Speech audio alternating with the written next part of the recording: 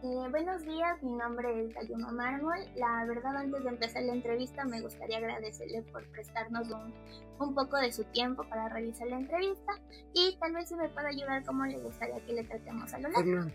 Te voy a dar a conocer sobre el objetivo. Vamos a trabajar en lo que es un documental sobre la depresión en Alemania.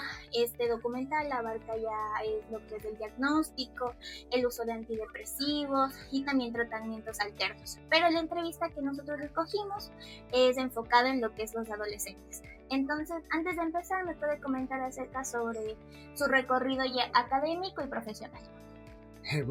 Gracias también por la oportunidad a ustedes.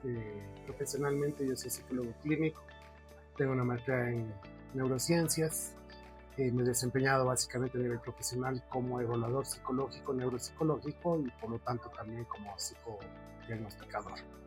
Básicamente eso es a nivel profesional. Por supuesto, en la parte académica he sido docente en casi todas las materias que tienen que ver con neurociencias, es decir, aquí en la Católica neuroanatomía y psicofisiología y neuropsicología. Y también, claro, he dado clases de evaluación psicológica, test proyectivos, eso básicamente.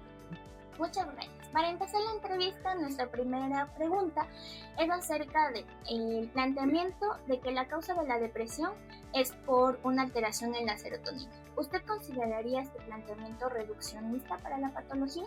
Sí es reduccionista porque la depresión no tiene una sola causa, ¿no?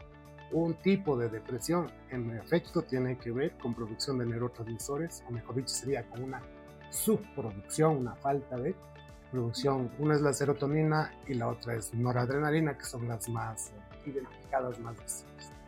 Pero evidentemente no todas las depresiones obedecen a esto. Ese es un tipo de depresiones que desde mi campo se llaman depresiones endógenas, ¿no? Es decir, que son propias de esta falta de producción de neurotransmisores. Pero evidentemente hay otro tipo de depresiones que tienen no tanto que ver con los neurotransmisores, sino con eventos en la vida de las personas. Y hasta cierto punto la depresión, hasta cierto punto, podríamos considerarla como un proceso normal en el momento que una persona, por ejemplo, pierde algo significativo, ¿no? Entonces, claro, cuando uno pierde algo significativo viene un proceso que es el duelo, que es una reacomodación de la vida frente a esa pérdida, ¿no? Y parte de ese duelo, una de las fases de ese duelo es un proceso depresivo que es, como digo, un proceso que se consideraría normal. Parte propia del duelo, es necesario deprimirse.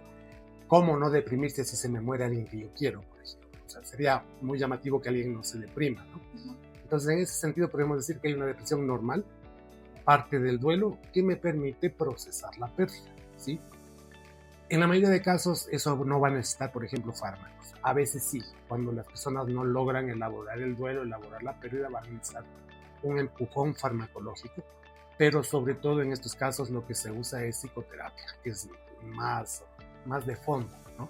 Lo farmacológico es más para el síntoma, para los síntomas que trae la depresión. Volviendo a lo endógeno, a la falta de neurotransmisores, ahí en cambio lo central no es la psicoterapia, sino más bien la farmacología que va a suplir la falta de neurotransmisores. Y hay otra depresión también adicional que se llaman depresiones orgánicas, que devienen de algo le pasa a mi cuerpo, estoy enfermo, por ejemplo, y eso afecta mi estado de ánimo, lo cual se revela en una depresión. Ya, por ejemplo, cuando uno tiene gripe, como yo ahorita, es posible que tenga una baja del ánimo, ¿sí? Que podríamos llamar una depresión leve. Ahora, imagínense una enfermedad mucho más grave. Imagínense una persona que tiene cáncer, ¿sí? Y que no sabe que tiene cáncer. Sin embargo, se siente deprimida, y aparentemente no hay explicación. En ese caso, es una depresión orgánica, ¿sí? Más aún, ahora, si le decimos que tiene cáncer, no solo va a ser depresión orgánica, sino una depresión de las normales que yo decía, se les dice reactivas porque son una reacción. Claro, está perdiendo salud y probablemente la vida, entonces también entra en un duelo. Entonces tendríamos una doble depresión orgánica con reactiva, ¿no? Esos básicamente son, desde mi punto de vista, los tres grandes grupos de depresión de acuerdo a la causa, ¿no? Podemos tener otras depresiones. A ver, la depresión es a veces una patología, aunque no siempre es patología, como dije, puede ser un poco incómoda de diagnosticar. ¿Por qué? Porque la depresión puede operar como un síntoma de un cuadro clínico más grande o por sí sola ser un cuadro clínico. Por ejemplo, en psicosis yo puedo tener depresión, pero en ese caso la depresión es parte de la psicosis, es como un síntoma de la psicosis, ¿ya? Entonces hay que hacer esas diferenciaciones y por eso es que hay que tener mucho cuidado. Ok, y algo que me llamó mucho la atención y está respondiendo a nuestras preguntas de por qué en Alemania dicen esto, porque le voy a comentar un poco del documental. O sea, a la gran mayoría de pacientes les dicen esto y los pacientes van y dicen es que tengo alterada la serotonina. Entonces trabajar con psicoeducación de esta manera también sería muy importante. O sea, sí, claro que sí, porque a las personas hay que explicarles cuando les pasa algo, qué es lo que les está pasando y por qué les pasa. Eso básicamente es hacer un diagnóstico, ¿no? En términos generales. Ahora, en Alemania, no sé, habría que ver qué están teorizando ellos, qué han descubierto ellos, pero me parece que no es del todo correcto afirmar eso, ¿no? Ya, bueno, ahora entrando más en lo que es nuestro grupo de población elegida, que son los adolescentes, como conocemos que es un periodo muy turbulento de desarrollo, ¿existe alguna diferenciación entre que sea un cambio hormonal que sea una depresión? Sí, evidentemente, ya lo dijo usted, ¿no? En este periodo que llamamos la adolescencia, evidentemente hay una revolución a nivel endocrinológico, a nivel glandular, a nivel hormonas. Y por supuesto las hormonas también juegan su papel, igual que los neurotransmisores, en mantener o no mantener los estados de ánimo.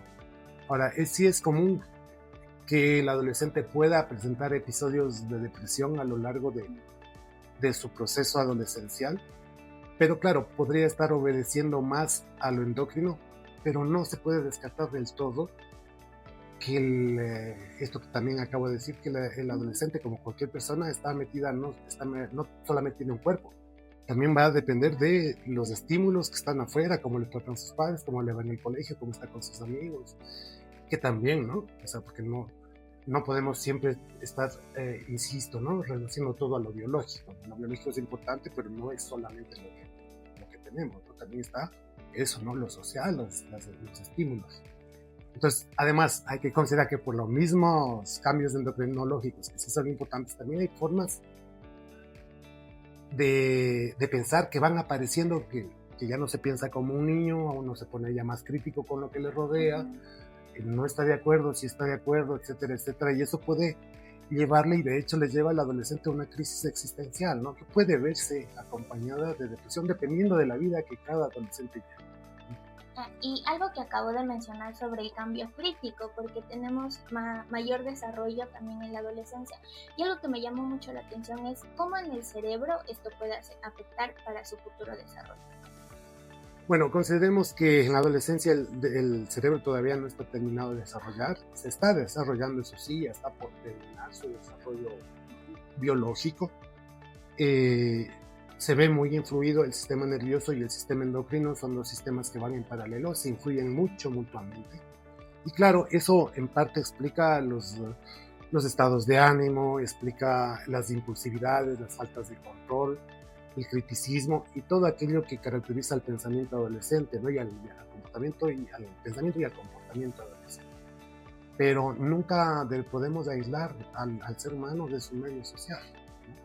Entonces, sí va a afectar cómo a él le tratan, cómo que le dicen, cómo le conducen, cómo él responde. Bueno, y ya para terminar, teniendo este enfoque sobre psicoeducación, ¿cuál es el proceso para un diagnóstico de depresión en adolescentes? Bueno, se parece mucho a cualquier otro proceso de diagnóstico en otras edades. Se parece, aunque no necesariamente va a ser con las mismas técnicas o con el mismo encuadre de diagnóstico, ¿no? Pero para hacer un diagnóstico en cualquier edad, lo que yo necesito es información, ¿no? Tanto la que yo obtengo de la persona que viene a hacerse el diagnóstico, como la que yo he adquirido en mi formación profesional y en mi experiencia, ¿no? Tanto en la universidad como en el ejercicio profesional. Yo tengo, básicamente los psicólogos tenemos 3 herramientas con las cuales obtenemos información. La entrevista, que es la más importante, la observación clínica y los test, ¿sí? Entonces, a través de esos 3 instrumentos me sirven para recabar información y yo poder, en base a los conocimientos que tengo, cotejar la información, relacionar la información y sacar conclusiones. Entonces, básicamente eso, ¿no? Para hacer un diagnóstico. Ok, bueno, muchas gracias. Nuestra entrevista Con mucho ya gusto. mismo acaba y me gustaría hacer un resumen sobre eso porque Encantado. agradecerle de que nos esclareció mucho sobre el camino de la depresión y entender que aunque sea un país desarrollado, que a mí me dio la perspectiva, tienen un, un planteamiento muy simplista, como usted acaba de Sí, decir. habría que ver el contexto, por qué los 100%. alemanes dicen eso, porque si me dice así, yo digo, sí, no está tan correcto eso. Exacto, y muchas gracias por eso, por profundizar en el tema y por de nuevo brindarnos un poco de su tiempo. Con mucho gusto, a la orden.